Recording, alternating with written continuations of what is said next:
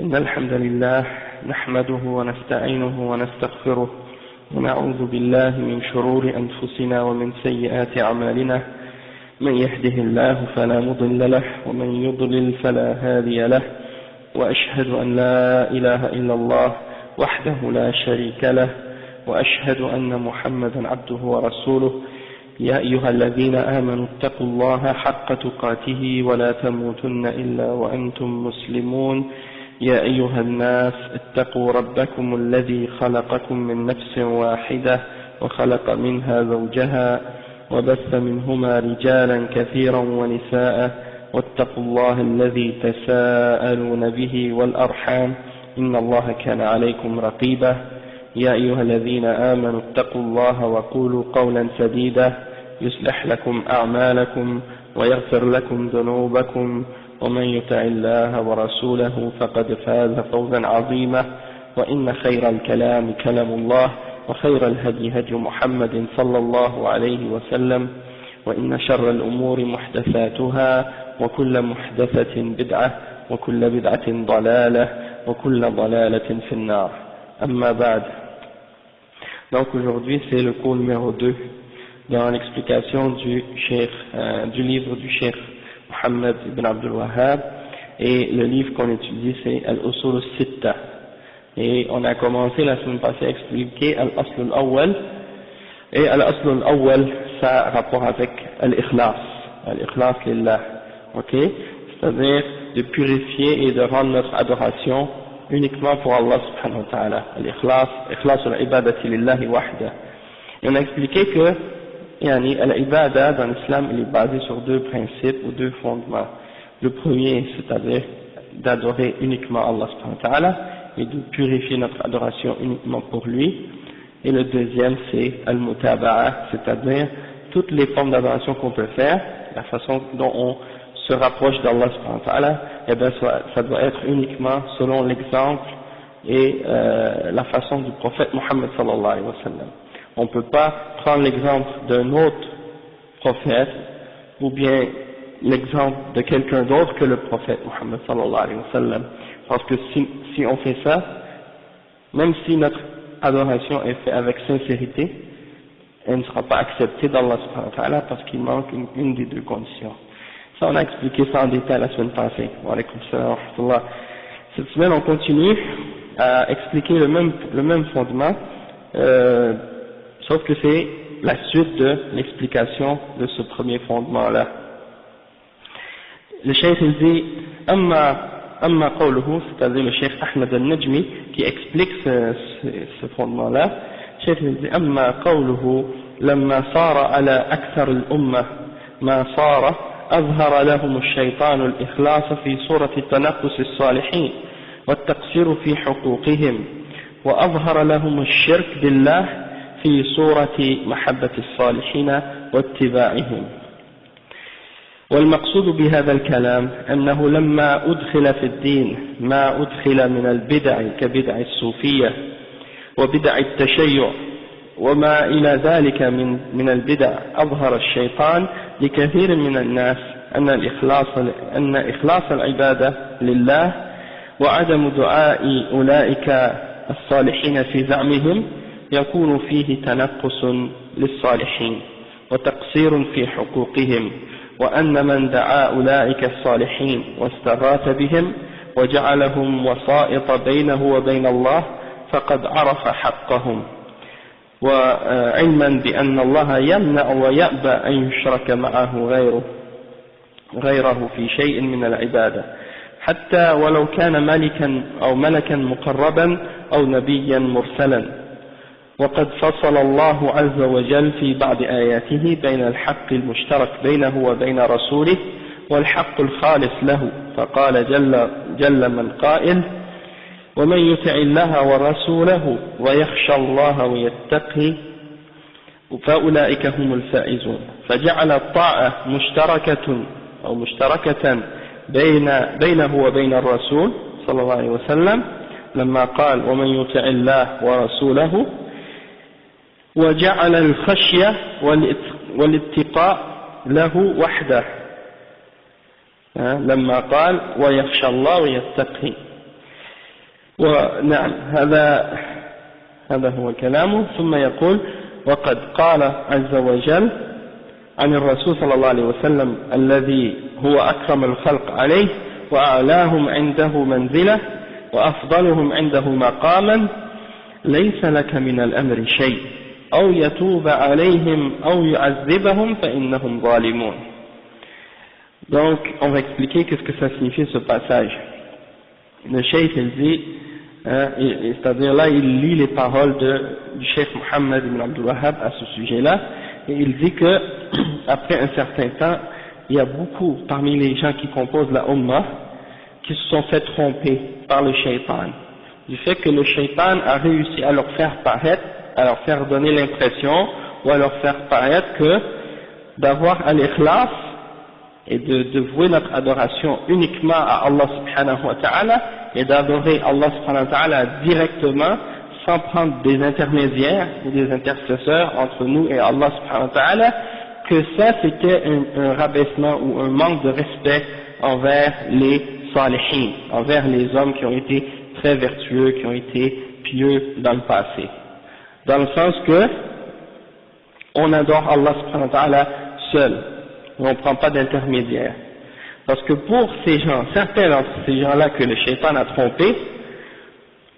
si tu prends entre toi-même et Allah subhanahu wa ta'ala des intermédiaires et que tu passes par eux pour aller à Allah subhanahu wa ta'ala, quand tu fais ça, c'est là que tu as donné aux salihin leurs droits, et c'est là que tu leur as montré un respect.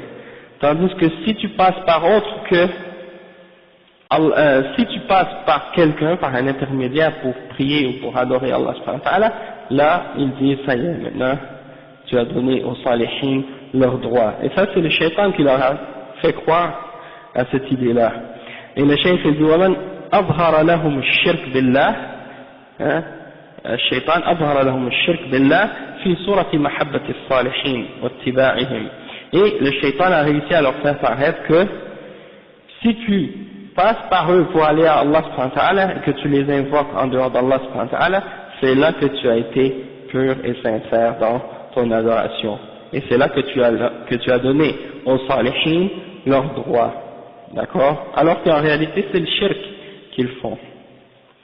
Donc le cheikh Ahmed al-Najmi il explique ça plus en détail. Il dit que le but de l'explication dans cette parole-là du cheikh, c'est que on sait que après la mort du prophète Mohammed sallallahu alayhi wa sallam et après les premiers siècles de l'islam, disons la période des trois premiers siècles, durant cette période-là, vers la fin de la période des Sahaba jusqu'à aujourd'hui, il y a eu des bid'ah qui sont entrées, il y a des innovations qui ont été inventées, des choses qui ont été ramenées dans la religion qui n'en font pas partie.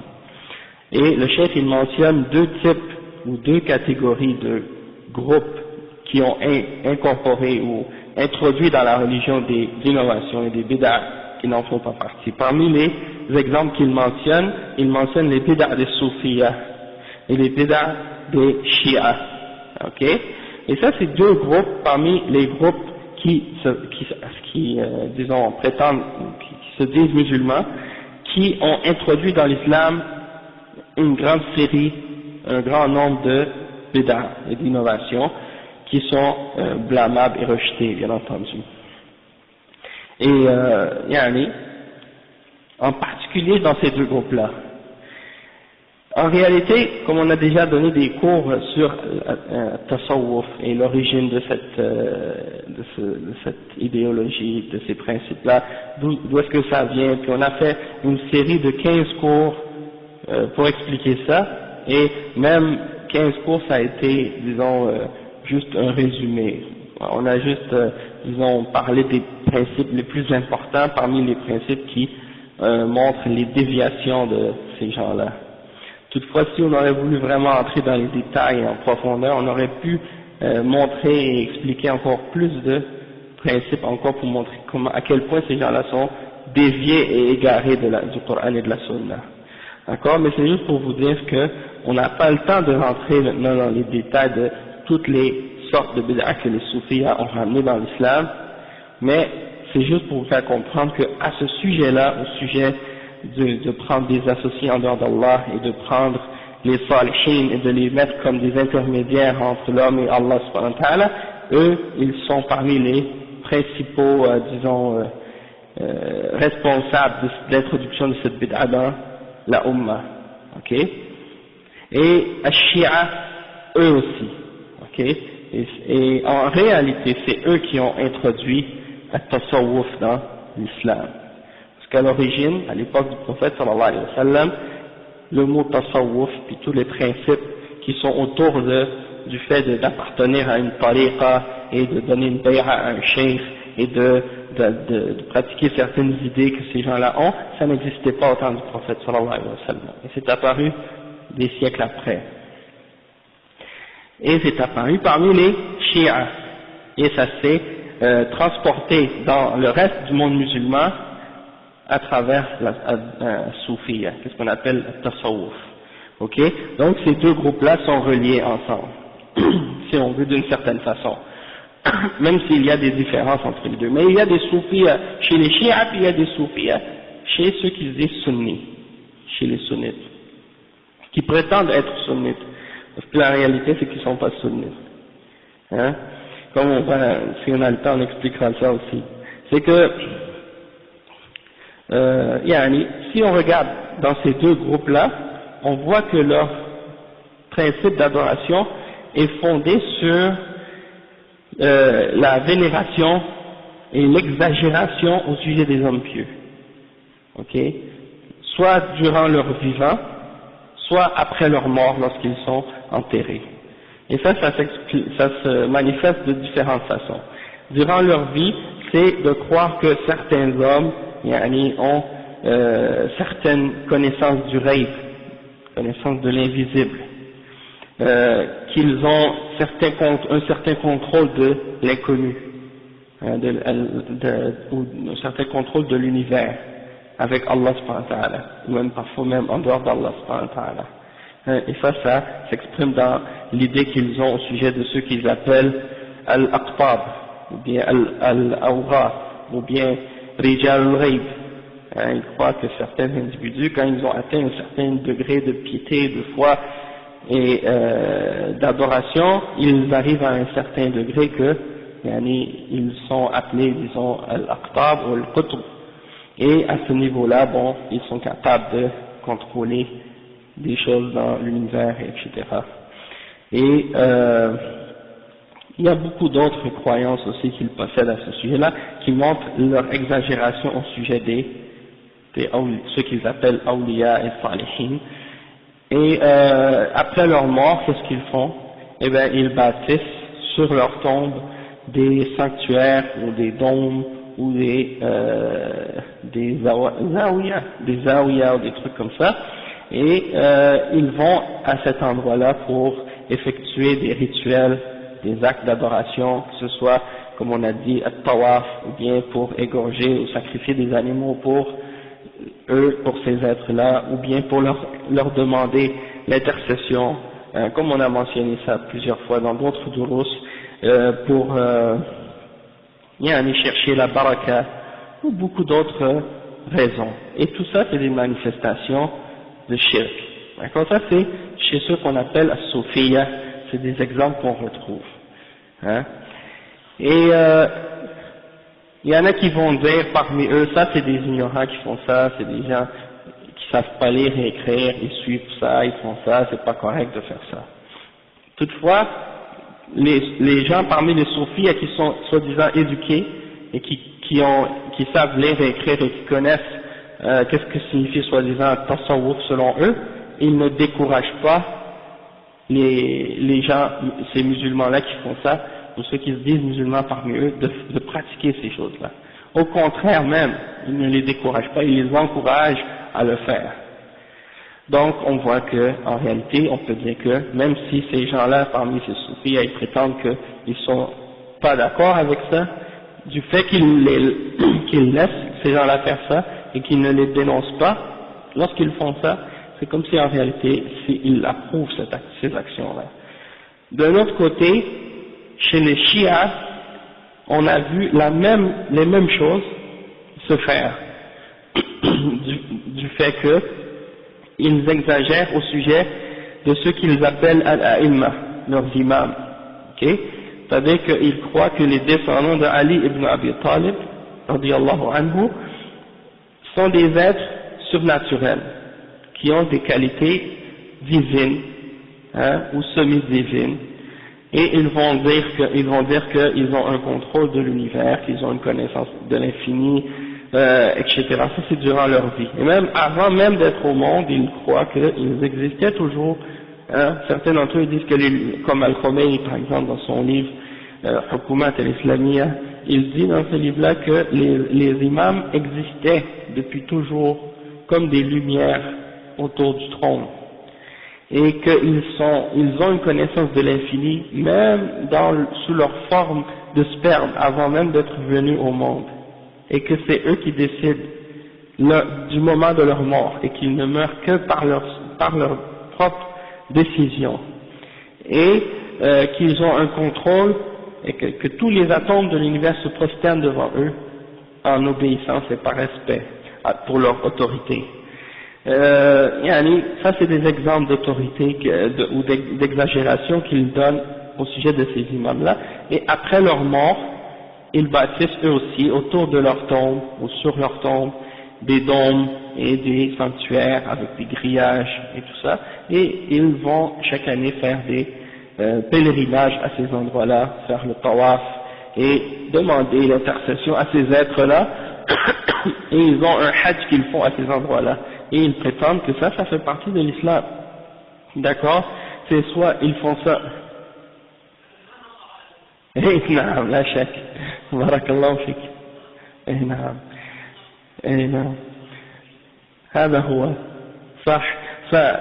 soit à Karbala ou à Najaf ou à les autres villes, en tout cas dans plusieurs autres villes, même en Syrie, ils font ces choses-là aussi, puis dans d'autres régions. Et même quand ils viennent à Mecca et à Medina pour faire le Hajj, eh bien leur Hajj à eux, c'est un Hajj tout à fait différent que le Hajj des gens de Ahl-Sunnah wal Jama'a.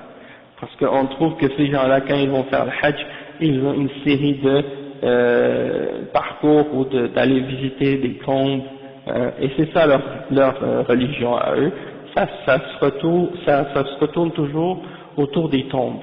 Okay? C'est pour ça qu'on dit que ce sont des Quburiyun, ce sont des gens qui adorent les tombes, et leur religion c'est l'adoration des tombes, okay? Et non pas des mosquées. Okay? Et la même chose pour les soufis, qu'est-ce qu'on a dit à leur sujet? Ils se réunissent pas dans les mosquées, mais dans les zawaya et autour des tombes. Et c'est là-dessus que se base leur culte et leur adoration.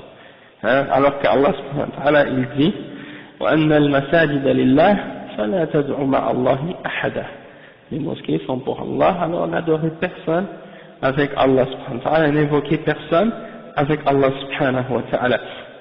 Donc ça c'est deux groupes, parmi les groupes de bid'a chez qui on voit ces plus grandes formes de manifestation de shirk et de bid'a dans la religion. Et donc c'est pas surprenant de voir que ce sont chez ces groupes-là qu'on voit le plus d'opposition à la da'wa salafiyya et à la da'wa au Coran et à la Sunna.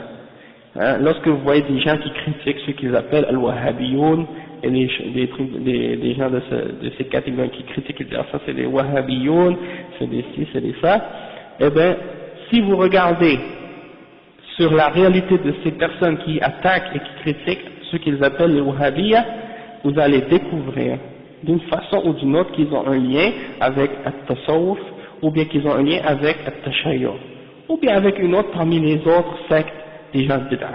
Ça c'est clair.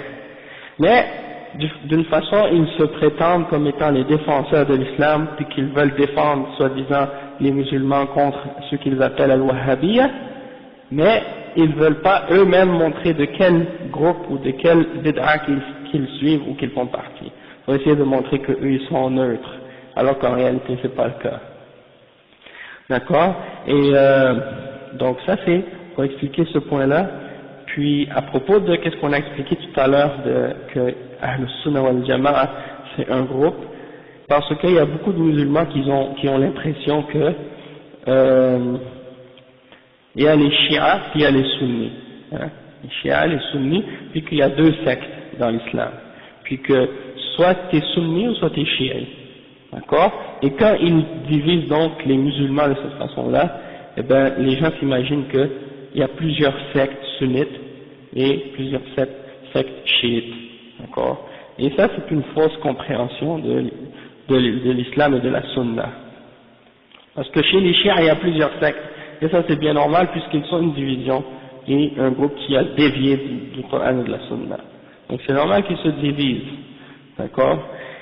Mais de l'autre côté, chez les gens qui se disent sunnites, eh bien la même chose, il y a différentes sectes.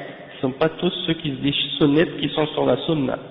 Hein? La preuve, c'est qu'il y a les Mu'tazila, il y a les Qadariya, il y a eu les Murji'a, il y a eu les aussi les Khawarij, il y a eu aussi les Asha'ira et les Maturidiyya et beaucoup d'autres turuq et beaucoup d'autres sectes. Enfin, toutes les turuq comme le frère il mentionne, tous ces groupes-là qui se disent sunniya, alors que Ahl Sunnah wal Jama'a en principe et fondamentalement, qu'est-ce que ça veut dire? Ça veut dire qu'ils sont un seul groupe et une seule jama'a, non pas plusieurs jama'at et plusieurs groupes. Et ce sont les gens qui, comme le prophète sallallahu alayhi wa sallam a expliqué, Man kana ala mithli ma ana alayhi al-yawm wa ashabi.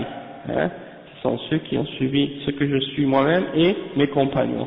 Et il a dit fa'alaykum bi sunnati wa sunnati al-khulafa ar-rashidin al-mahdiyyin min ba'di tamassaku biha wa 'addu 'alayha bin nawajid. Donc ça veut dire les sahaba et les tabi'in, et eux ils étaient tous réunis et sur une seule et même aqidah, ils n'étaient pas divisés en différents groupes et en différentes sectes. Et le prophète sallallahu alayhi wa sallam nous demande de suivre ce groupe-là. Et donc, c'est le groupe dont le prophète sallallahu alayhi wa sallam a parlé dans le hadith lorsqu'il a dit لا تزال طائفة من أمتي ظاهرين على الحق لا يضرهم من خذلهم ولا من خالفهم حتى يأتي أمر الله وهم على ذلك. C'est-à-dire il y aura toujours un groupe et une portion de ma umma qui seront sur la vérité et qui seront victorieux sur la vérité, et ceux qui vont s'écarter d'eux ou qui vont se mettre contre eux ou se désavouer d'eux, ils ne pourront rien leur faire de mal ou les nuire jusqu'à ce que vienne le commandement d'Allah, c'est-à-dire l'heure du jugement dernier, et ils seront toujours victorieux. Donc ça veut dire que Ahl Sunnah wal Jama'a, c'est ce groupe-là qui va rester victorieux, qui sera sur la vérité jusqu'à la fin des temps. Et leur principe, c'est quoi? C'est de s'accrocher au Coran et de s'accrocher à la Sunna, et l'exemple des Khulafa ar-Rashidin et des Sahaba en général. Donc, ils sont un seul groupe et une seule Jama'a, comme le prophète sallallahu alayhi wa sallam a dit, فَتَفْتَرِقُ هَذِهِ الْأُمَّةَ عَلَى 73 فِرْقَةٍ كُلُّهَا فِي النَّارِ إِلَّا وَاحِدَةً. Cette umma va se diviser en 73 sectes, elle sera toute en enfer excepté une. Et celle-là, il l'a décrit comme en disant, c'est al-jama'a, hi al-jama'a. Et dans un autre hadith, il a dit, c'est ceux qui s'accrochent à ce que moi j'ai suivi, ainsi que mes compagnons. Donc ça veut dire, ils sont une seule et même jama'a, pas plusieurs jama'at. D'accord? Donc tout groupe, ou toute organisation, ou tout turuq, n'importe quel, qui prend comme fondement et comme principe quelque chose qui oppose et qui contredit les fondements et les principes de la sunna, c'est automatique que ce groupe-là sort des limites d'Ahl Sunnah wal Jama'a, et ça ne veut pas dire qu'il sort de l'islam, ça veut dire qu'il sort des limites d'Ahl Sunnah wal Jama'a et qu'il devient un groupe de bid'ah. Et comme on dit, quand un groupe devient un groupe de bid'ah, ça ne veut pas dire qu'ils deviennent des kuffars et qu'ils vont être en enfer pour l'éternité. Ça veut dire qu'ils sont parmi les gens qui vont mériter le châtiment d'Allah, mais ils sont toujours dans l'islam. Si Allah veut, il va les faire entrer au paradis par sa miséricorde, et si Allah veut, il va les faire rentrer en enfer pour un temps, et par la suite ils sortiront, tant qu'ils n'ont pas fait de shirk. Mais ceux qui ont fait un shirk akbar, ou une forme de kufr quelconque, ceux-là vont rester pour l'éternité en enfer, parce que Allah subhanahu wa ta'ala il dit inna Allah la yaghfiru an yushraka bih wa yaghfiru ma duna dhalika liman yasha. Allah subhanahu wa ta'ala il ne pardonne pas qu'on associe quoi que ce soit avec lui dans l'adoration, mais en dehors du shirk et le kufr bien entendu, il pardonnera à qui il veut. il pardonne n'importe quel autre péché à qui il veut, autre que le shirk. C'est-à-dire, comme on a déjà expliqué ça en détail des fois dans plusieurs autres cours. Donc ça c'est juste pour vous donner, disons, une meilleure compréhension du sujet, au sujet duquel parle le cheikh ici lorsqu'il mentionne les bid'ah des soufis et les bid'ah des chiites. Parce que le fait par exemple de bâtir des constructions ou des monuments ou des trucs sur les tombes, c'est pas shirk en soi de construire ces bâtiments-là ou ces choses-là. Sauf que c'est, disons, quelque chose qui a été interdit clairement et explicitement dans les textes du Coran et de la Sunna. Et étant donné que c'est une chose qui, disons, montre un certain respect ou pas un respect, mais disons, disons une certaine exaltation pour la personne qui est enterrée, ben ça peut amener les gens à tomber dans l'exagération et dans le shirk à leur sujet. Et il y a un frère qui me disait aussi, subhanallah, j'étais étonné d'entendre ça, je ne savais pas, il y a un frère qui m'a expliqué qu'en Syrie, il dit, il est allé visiter quelque part en Syrie, il a trouvé que, soi-disant, la tombe d'Ibn Taymiyyah, elle était dans une université. Ça c'est quelque chose qui m'a étonné, parce qu'on sait que, bon, comme on a dit, c'est pas permis de construire une mosquée par-dessus une tombe. Il y a beaucoup dans les pays musulmans, vous trouvez dans les mosquées, vous trouvez il y a une tombe en plein milieu. Hein, ça c'est interdit. Hein. Soit de construire une mosquée dans une tombe ou d'enterrer quelqu'un dans une mosquée. Les deux c'est interdit. Dans le premier cas, si par exemple on a construit la mosquée sur la tombe, hein, la position des ulama à ce sujet-là, c'est qu'on doit détruire la mosquée. Parce que le cimetière était là en premier, ou la tombe était là en premier. Et le prophète sallallahu alayhi wa sallam a interdit de prier dans un cimetière. Dans un autre cas, si c'est la tombe qui a été introduite dans la mosquée était là en premier, dans ce cas il faut enlever la tombe et la sortir, la mettre ailleurs. Parce que la mosquée était là en premier. D'accord? Et ça c'est à ce sujet-là, ils ont dit que celui qui prie dans une mosquée où il y a une tombe, sa prière n'est pas valable. Il doit la refaire. Ok? Mais en ce qui est de Ibn Taymiyyah, sa mosquée, sa tombe, ils ont construit, soi-disant, une université, ils construit dessus. Et ils ont dit il m'a dit le frère que quand il est allé là-bas, il a vu qu'on a construit autour une grille ou des barreaux, comme des barreaux pour empêcher les gens d'arriver. Et la raison de ça, comment lui il m'a expliqué, c'est qu'ils ont mis ça pour empêcher les gens, parce qu'il y avait les soufis qui allaient uriner sur sa tombe. Alors ils ont mis cette grille là pour empêcher les gens d'aller uriner dans sa tombe. Et le pire aussi, c'est que Ibn al-Qayyim al-Jawziyya, qui est un des plus grands élèves d'Ibn Taymiyyah, un parmi les élèves qu'il avait, sa tombe à Damas, elle est à l'extérieur du cimetière, sur le trottoir. Et ils ont fait exprès pour la mettre là, et les soufis viennent jeter leurs déchets à cet endroit-là. Allah al-Musta'an. Donc c'est pour montrer à quel point, des fois, les gens peuvent tomber dans l'exagération. Il y a des tombes qu'ils prennent, quand ils considèrent quelqu'un comme étant un grand homme, ils vont construire une grosse tombe par-dessus pour le vénérer. Et quand c'est quelqu'un qu'ils n'aiment pas ou qu'ils ne veulent pas respecter, ben ils le prennent, sa tombe, puis ils désobéissent à Allah et au messager en manquant de respect envers cette tombe-là.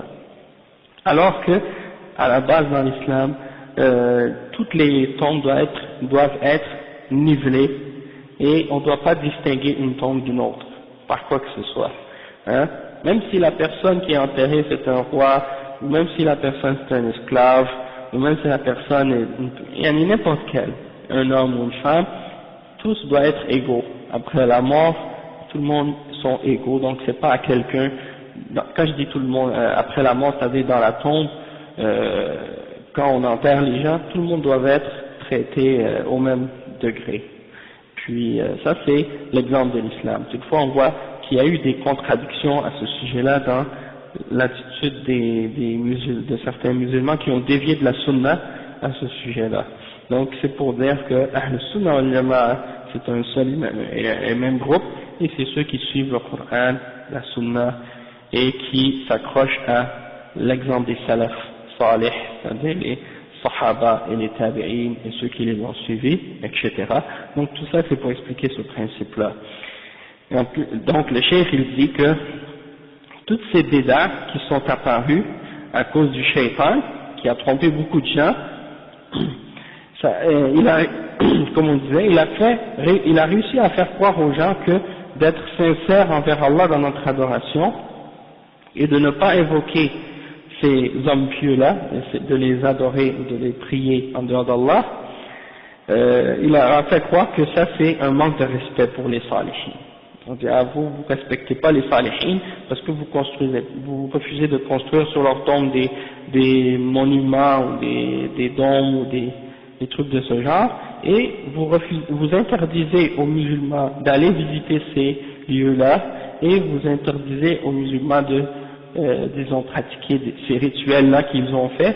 Donc vous n'avez pas de respect, vous n'avez pas d'amour pour les salihin, et donc vous manquez à leurs droits. Ok, et que celui qui, ils disent que celui qui invoque les salihin, et que lorsqu'il a un malheur ou un danger dans sa vie, il crie pour demander secours à ceux-là, hein, quand ils sont dans un malheur, ya Tijan, ya Abdul Qadir al-Jilani, ya Fulan, et donc il les invoque parce qu'ils ont un malheur, comme ils ont un danger. Là, il les appelle au lieu d'appeler Allah subhanahu wa ta'ala. Donc, ces idées-là, ces actions-là, eux, ils disent, si tu fais pas ça, si tu les prends pas comme intermédiaires ou intercesseurs entre toi et Allah, donc tu n'as pas reconnu leur droit, le droit qu'ils ont sur toi. Hein? Et donc, comme j'écoutais une explication du chef Mohammed Aman, il disait, quelle est la preuve de ce que vous dites à ce sujet-là? Quelle est la preuve que ça, c'est ça leur droit que Allah leur a donné, du Coran et de la Sunna? Amenez vos preuves. Et le cheikh dit, ils n'ont pas de preuves à ce sujet-là. Le droit qu'ils ont sur nous, c'est de les aimer, hein, comme le cheikh va l'expliquer, mais pas de les aimer avec Allah subhanahu wa ta'ala, de les aimer pour Allah subhanahu wa ta'ala et en Allah subhanahu wa ta'ala, mais pas نعم هذا هو نحبهم لله ليس مع الله محبة مع الله لأن هذه المحبة محبة شركية. Si tu les aimes avec Allah, ça veut dire que tu les associes avec Allah dans l'amour. Donc Allah seul que tu dois aimer plus que tout, et tout ce que tu aimes, ces hommes-là, si tu les aimes s'ils sont vraiment des salihin, comme ils le prétendent, parce que souvent ils attribuent à des gens, ils disent que ce sont des salihin, et ils l'ont jugé et déterminé d'eux-mêmes, c'est-à-dire selon leurs critères à eux et leurs principes à eux, alors que lorsqu'on regarde la réalité de ces êtres-là, eh bien souvent c'était pas des êtres pieux, hein? C'était des gens qui faisaient pas la salat, qui faisaient pas le Ramadan, des fois ils restaient dans les najasa, ils faisaient des choses bizarres, et eux ils ont dit ce sont des awliya, hein? Donc c'est un peu bizarre des fois la mentalité ou la pensée des soufis, et c'est juste pour dire que même parfois ce sont même pas des salihin, mais eux ils ont décidé que ce sont des salihin. وهو أعلم بمن اتقى, وهو أعلم بمن اتقى. Donc Allah subhanahu wa ta'ala, c'est lui qui connaît mieux qui est-ce qui craint Allah subhanahu wa ta'ala et qui est sur le droit chemin et qui s'est dévié du droit chemin. Donc c'est pas à nous de décider lui il est salih et lui il est pas salih, sauf si on a des preuves que la personne vraiment elle contredit qu'est-ce qui est dans le Coran et dans la Sunna. Là on voit qu'il n'est pas salih, et si on voit que la personne est bien, on dit en apparence, comme le prophète sallallahu alayhi wa sallam nous a dit, أحسبه كذلك ولا أزكي على الله أحدا, je pense qu'il est comme ça, mais je ne vais pas dire avec certitude ça y est, celui-là il est pieux, alors que Allah seul connaît la réalité de son cœur et de son état intérieur. Donc c'est ça. Donc eux ils ont dit, si tu prends pas ces êtres là comme des intermédiaires entre toi et Allah, dans l'adoration, donc ça veut dire que tu ne leur as pas donné leurs droits. Et le cheikh il dit donc, alors qu'on sait que Allah subhanahu wa ta'ala nous a interdit d'associer quoi que ce soit avec lui dans l'adoration, même si c'est un ange rapproché ou un prophète envoyé par Allah subhanahu wa ta'ala. Allah subhanahu wa ta'ala, il a même distingué entre son droit à lui et le droit de son messager, hein, dans plusieurs versets. Donc, on voit par exemple dans le verset que le cheikh a mentionné, c'est le verset 52 dans Surat An-Nur. Allah subhanahu wa ta'ala, il dit, et celui qui obéit à Allah et à son messager, et qui craint Allah, hein, yarhamukallah, et qui a peur d'Allah et qui le craint, alors ceux-là sont ceux qui auront le succès. Dans ce verset-là, on voit que il y a, quelque chose qui est commun à Allah et au messager, dans le sens que Allah nous ordonne d'obéir à lui et à son messager. Dans l'obéissance, Allah subhanahu wa ta'ala, a ordonné qu'on obéisse lui et qu'on obéisse son messager. Parce que le messager, quand il ordonne quelque chose, quand il interdit quelque chose, c'est pas de lui-même, mais c'est de la révélation d'Allah subhanahu wa ta'ala. In huwa illa wahyun yuha. C'est une révélation qu'il transmet. Tandis que dans la crainte et dans l'adoration, comme on voit juste après, Allah subhanahu wa ta'ala, il a, mentionné uniquement son nom à lui. Dans le sens que, dans l'obéissance, c'est vous obéissez Allah et son messager. Mais quand ça a rapport avec la crainte, hein, et al-taqwa et al-khashya, c'est uniquement un droit à Allah seul. Et non pas pour le messager. On n'inclut pas le messager dans ce droit-là. Comme le chef l'a expliqué.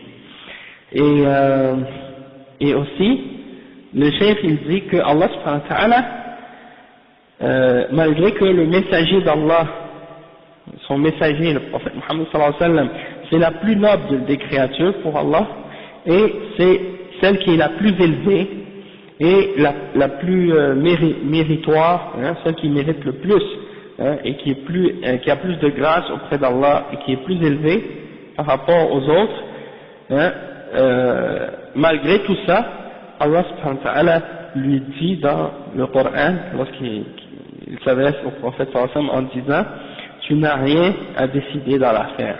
Hein. Ça c'est le verset 128 dans Surat Al-Imran. Il dit, laysa laka min al-amri shay. Allah dit au messager, tu n'as rien, aucune décision dans cette affaire. Soit que Allah les pardonne, accepte leur tawbah, ou qu'il les punisse, car ce sont des gens injustes. laysa laka min al-amri shay, aw yatuba alayhim, aw yu'adhibahum, fa innahum zalimun. Et cette ayah, elle était révélée lorsque il y avait eu beaucoup des gens qui avaient mémorisé le Coran, qui avaient été tués par les mouchriquins de Quraysh. Alors pendant les prières, le prophète sallallahu alayhi wa sallam, il faisait dua al-qunut contre les mouchriquins, et il les maudissait spécifiquement en mentionnant leur nom. Allahumma al-an fulan, Allahumma al-an fulan, hein? Il mentionnait le nom de ceux qu'il maudissait et demandait à Allah de les maudire. Allah subhanahu wa ta'ala a fait révéler ce verset-là. Laysa laka min al-amri shay. C'est pas à toi que revient la décision dans ces affaires-là. Que s'il veut, Allah va accepter leur tawbah, s'il veut, il va les punir. Et en fait, quand on regarde la majorité des gens contre qui le prophète sallallahu alayhi wa sallam a invoqué la malédiction dans ce dua qu'il faisait, ils ont été guidés à l'islam par la suite, et ils sont devenus musulmans. Donc c'était pour dire que c'est vrai, les prophètes, ils ont un droit qu'on les aime et qu'on les respecte et qu'on les obéisse dans ce qu'ils nous ordonnent et dans ce qu'ils nous interdisent. Toutefois, on ne doit pas les associer dans le droit qui est exclusif à Allah subhanahu wa ta'ala, c'est-à-dire dans al-ibada. L'ibada c'est juste pour Allah. Et eux, les messagers d'Allah, n'ont pas de décision dans la question qui va être guidé, qui va être égaré, comme Allah subhanahu wa ta'ala dit, innaka la tahdi man ahbabta, walakin Allah yahdi man yasha. tu ne guides pas qui tu aimes, mais c'est Allah qui guide qui il veut, et ça c'était au sujet de son oncle Abu Talib. Et donc le cheikh dit وبهذا يتبين أن قولهم هذا قول باطل وخطأ فاحش لا يجوز لأحد أن يعتقده وأن الموحدين لم يهضموا الصالحين حقهم بل يحبونهم لله إن كانوا صالحين على الحقيقة ولكن لا يعطونهم شيئا من حق الله جل وعلا لعلمهم أن ذلك موجب لصحته تعالى وقد قال النبي صلى الله عليه وسلم لمن قال له أنت سيدنا وابن سيدنا يا أيها وابن سيدنا قال يا أيها الناس قولوا بقولكم ولا يستهوينكم الشيطان أنا محمد ابن عبد الله ورسول الله والله ما أحب أن ترفعوني فوق ما رفعني الله عز وجل. Donc le cheikh il dit, donc à partir du verset les exemples qu'on a donnés dans les versets qu'on a mentionnés, on voit que leur idée ou leur pensée au sujet des salihin et qu'ils ont un droit dans l'adoration, que c'est une chose fausse et que c'est une idée fausse qu'ils ont et que c'est une grave erreur. Et que ce n'est pas permis à personne parmi les musulmans de croire que ces hommes pieux-là possèdent des droits à l'adoration. Et que le cheikh il dit que ce n'est pas vrai également que les gens qui ont unifié Allah par le tawhid et qui ont voué leur culte à Allah seul et exclusivement à Allah ont manqué de respect envers les hommes pieux. Il dit ça c'est faux. En réalité, on les aime pour Allah subhanahu wa ta'ala. On aime ces hommes pieux pour Allah subhanahu wa ta'ala. Parce qu'ils ont fait du bien à cause du ilm qu'ils avaient et qu'ils ont propagé, à cause de leur sacrifice qu'ils ont fait pour la religion, etc. On les aime pour ça. Mais pas, on les aime pas pour eux-mêmes et on les aime pas avec Allah subhanahu wa ta'ala. D'accord? Sahih. Et dans le tashahhud, quand on fait le tashahhud, اللهم صل على محمد وعلى اللهم صل نعم السلام على النبي ورحمة الله وبركاته السلام علينا وعلى عبادك الصالحين. Oui, c'est ça. Donc dans le dua de tashahhud on dit et la paix soit sur le messager d'Allah sallallahu alayhi wa sallam, et que la paix et le salut soient également sur nous et sur les serviteurs d'Allah qui sont salihin, qui sont pieux. Donc on envoie la paix et on demande à Allah subhanahu wa ta'ala yani as-salam sur les salihin également. Donc ça c'est un exemple comme du respect et de l'amour qu'on a pour les salihin. Mais on les aime pas avec Allah subhanahu wa ta'ala. Et on les aime en particulier s'ils sont réellement salihin. C'est pas juste qu'on a prétendu que d'entre certaines personnes sont des salihin, alors qu'en réalité, quand on observe qu'est-ce qu'ils faisaient, ils faisaient pas la salat, ils faisaient pas le ramadan, ils s'écartaient pas des impuretés, des trucs comme ça. Et ça, on trouve ça à propos de certains parmi les gens qui sont décrits comme étant des awliya dans les livres des soufiyas.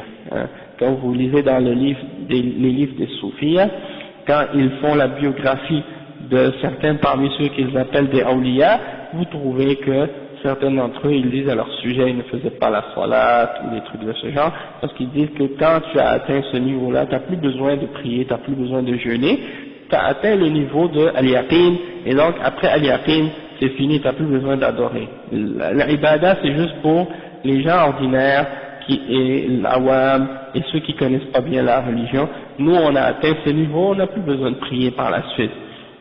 Et on n'a plus besoin de s'écarter du haram. Ça c'est pour les gens ordinaires. Nous, on a dépassé ce niveau-là, on peut faire tout ce qu'on veut. Et ça c'est dans l'al-mubin.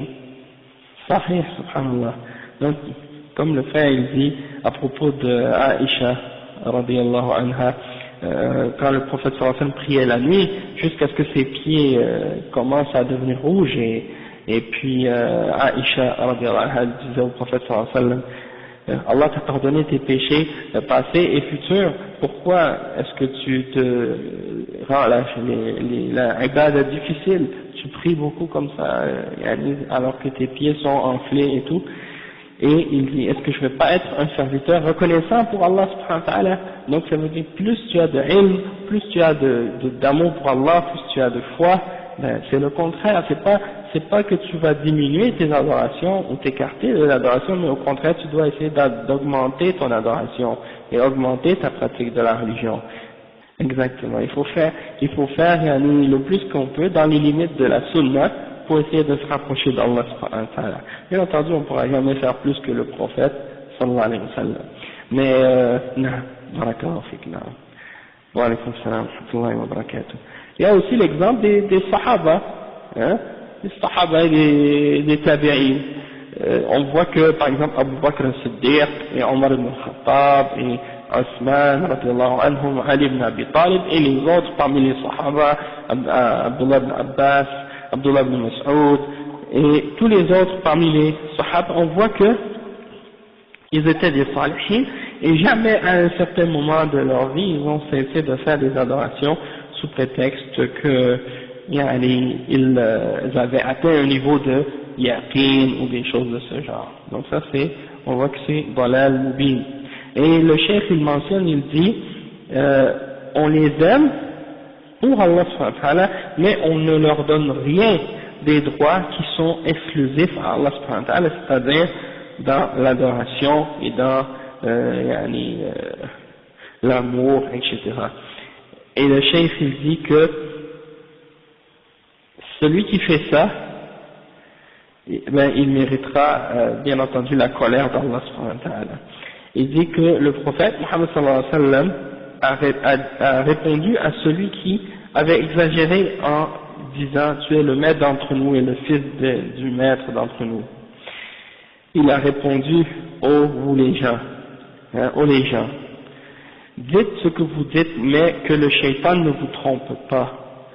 Je suis Muhammad, fils d'Abdullah, messager d'Allah, et je n'aime pas que vous m'élevez par-dessus le niveau que Allah m'a élevé. D'accord? C'est-à-dire, vous ne devez pas exagérer dans la glorification lorsque vous faites des glorifications à mon sujet. Je ne suis que Muhammad, fils d'Abdullah, et le messager d'Allah, comme il a dit dans un hadith. La tatruni kama atrat al-nasara Isa ibn Maryam. Innama ana abdun faqulu Abdullah wa rasuluh. Donc il a dit n'exagérez pas mon sujet comme les chrétiens ont fait avec le fils de Marie. Je ne suis qu'un esclave, un serviteur d'Allah, alors dites esclave et messager d'Allah sallallahu alayhi wa sallam. Donc ça c'est l'exemple que le chef il mentionne à ce sujet-là, puis après il dit وَقَدْ تَبَيَّنَ مِنْ هَذَا أَنَّ مَنْ زَعَمَ أَنَّ تَحْقِيقَ التَّوْحِيدِ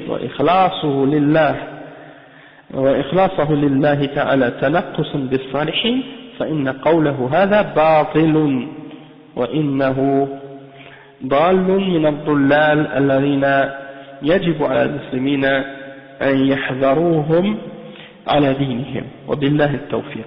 Donc le cheikh il dit, et donc on a réussi à clarifier en donnant cette explication là que celui qui pense que de réaliser ou d'établir la réalité du tawhid et de rendre notre adoration purement pour Allah subhanahu wa ta'ala, c'est de rabaisser les hommes pieux et de leur manquer de respect, alors celui qui pense ça, c'est une pensée fausse, c'est une parole fausse qu'il dit, et c'est un égaré parmi les gens qui ont dévié, et il est obligatoire aux musulmans de prendre garde et de faire des mises en garde au sujet de ces gens-là, par rapport à ces gens-là, au sujet de leur religion. Et le succès vient d'Allah subhanahu wa ta'ala. Parce que c'est des gens qui jouent avec les sentiments des musulmans, d'accord? Ils essaient de manipuler leurs sentiments et leurs émotions. Parce qu'ils savent que les musulmans aiment les salihin. Personne qui déteste les salihin, à moins qu'il y ait un problème dans sa foi, ou qu'il y a personne qui déteste le prophète sallallahu alayhi wa sallam et qui se dit musulman, parce que si quelqu'un déteste le prophète Muhammad sallallahu alayhi wa sallam et qui se dit musulman, ça c'est contradictoire, d'accord? Un des principes de la foi, c'est que tu dois aimer le prophète sallallahu alayhi wa sallam, et tu dois aimer, wa alaykoum salam, que tu dois aimer les hommes pieux. Donc ils essaient de jouer avec les sentiments des, yeah, that's right. Ils essaient de jouer avec les sentiments des musulmans et de leur faire croire que ceux qui interdisent aux musulmans de, disons, de faire des actes de shirk et de construire sur les tombes des hommes pieux des monuments ou des trucs de ce genre qu'on a dit tout à l'heure, ou de les invoquer en dehors d'Allah, ils essaient de faire croire que ces gens-là n'aiment pas les salihin. Et le meilleur exemple de ça, c'est lorsque il y a les salafiyin, les gens qui ont amené la da'wa salafiyya en Arabie Saoudite à l'époque, après Mohammed ibn Abdul Wahhab, lorsqu'ils sont rentrés à Mecca et à Al-Madina, comme plusieurs fois on a expliqué ça, c'est que il y avait dans les cimetières Al-Baqi', là où les Sahaba sont enterrés, il y avait sur leur tombe, il y avait une série de constructions, de monuments qui avaient été construits par-dessus, des oratoires, des sanctuaires, des dômes, des mausolées, toutes sortes de trucs de ce genre, qui avaient été fabriqués ou construits par-dessus leur tombe. Et lorsqu'ils sont rentrés à Médine, qu'ils ont pris le contrôle de ces deux villes-là, les deux villes saintes de l'islam, eh ben, ils ont nivelé le cimetière et ils ont détruit toutes ces constructions qui avaient été fabriquées ou construites par-dessus. Qu'est-ce que les soufis ont fait pour attiser la colère des musulmans et pour mettre leur haine tous contre la da'wa salafiyya et les actions de qu'est-ce qu'ils ont fait? Ils ont commencé à dire, regardez, ça c'est les wahhabis, ils détestent les salihin, ils sont des gens qui détestent les salihin, ce sont des gens qui regardez, ils détruisent leurs tombes, ils détruisent leurs dômes et tout ça, ils n'ont pas de respect, hein, c'est des kuffars, même à la limite, ils les ont traités même de kuffars. C'est l'exemple, comme le frère dit, que Ali ibn Abi Talib, radiyallahu anhu, il avait été envoyé par le prophète Muhammad sallallahu alayhi wa sallam pour niveler toute tombe qui était au-dessus du niveau du sol et de détruire toute statue qu'il trouvait dans son chemin. أن لا يدع قبرا مشرفا إلا سويته ولا صورة أو ولا تمثالا إلا طمسته صورة إلا طمسته si je ne me trompe pas. Donc ça c'est rapporté dans Sahih Muslim, c'est un hadith sahih أي نعم الإمام مسلم رواه مسلم في صحيحه. Donc c'est un hadith sahih et donc ça prouve que c'est interdit. Puis il y a d'autres hadiths aussi l'exemple que le prophète sallallahu alayhi wa sallam a dit la'natullahi ala al-yahudi wa al-nasara ittakhadhu qubur anbiya'ihim masajid. Le prophète sallallahu alayhi wa sallam, exactement, non. Tout ça c'est haram. Comme le frère il dit, le prophète sallallahu alayhi wa sallam a dit que la malédiction d'Allah soit sur les juifs et les chrétiens. Ça c'est le prophète sallallahu alayhi wa sallam qui a dit ça. Il a dit que la malédiction d'Allah soit sur les juifs et les chrétiens. Ils ont pris les tombes de leurs prophètes comme des lieux de culte ou des mosquées, des endroits pour prier ou adorer. Et le frère il faisait le commentaire en disant que si tu rentres dans certains pays musulmans, dans les cimetières, tu penserais dans un cimetière chrétien. Tu te penserais dans un cimetière chrétien. Tu vois que certaines tombes sont très élevées, d'autres sont plus basses, et dessus tu vois parfois même la photo de la personne qui est enterrée dans cette tombe avec son nom, puis tout ça de trucs comme ça, alors que c'est interdit même d'écrire sur une tombe ou de mettre quoi que ce soit sur la tombe. Donc ça c'est des exemples, et parfois même les gens vont venir mettre des fleurs ou des trucs de ce genre. Ça aussi ça fait partie des bid'ah qui ont été innovés, qui ne fait pas partie de l'islam. Il y a un autre hadith aussi dans lequel il y a une des femmes du prophète sallallahu alayhi wa sallam, si je ne me trompe pas, c'était Salama ou une autre parmi les femmes du prophète sallallahu alayhi wa sallam, elle a dit que lorsqu'elle était en Éthiopie, parce qu'elle faisait partie des gens qui étaient allés faire le hijra en Éthiopie à l'époque, elle a dit, on a vu une église ou quelque chose comme ça, et il y avait à l'intérieur des dessins et des statues, tout ça, et c'était comme une tombe ou quelque chose comme ça. Puis il a dit, le prophète sallallahu alayhi wa sallam a dit, أولئك إذا مات فيهم الرجل الصالح أو النبي أو الرجل الصالح بنوا على قبره مسجدا وصوروا فيها أو فيه تلك الصور ألا فلا تتخذوا قبور الأنبياء مساجد فإني أنهاكم عن ذلك. Donc le hadith, ça disait que ces gens-là, lorsqu'ils voient dans la mosquée, lorsque parmi eux meurt un homme pieux ou un prophète, ils construisent sur sa tombe ces choses-là, puis ils font leur statue ou leur dessin dessus. Et il dit donc, ne faites pas ce qu'ils font, ne faites pas ces choses-là, parce que je vous interdis de le faire. Et donc, ça c'est un autre hadith, peut-être je me suis trompé légèrement dans les mots qui sont utilisés, mais le sens c'est ça, puis c'est pour dire que de construire quoi que ce soit sur les tombes, c'est interdit par le Coran et par la Sunna. Ok, d'accord. Donc on va s'arrêter ici, Inch'Allah. Barakallahu fi'ina, subhanakallah wa bihamdik, ashhadu an la ilaha illa anta, astaghfiruka wa atubu.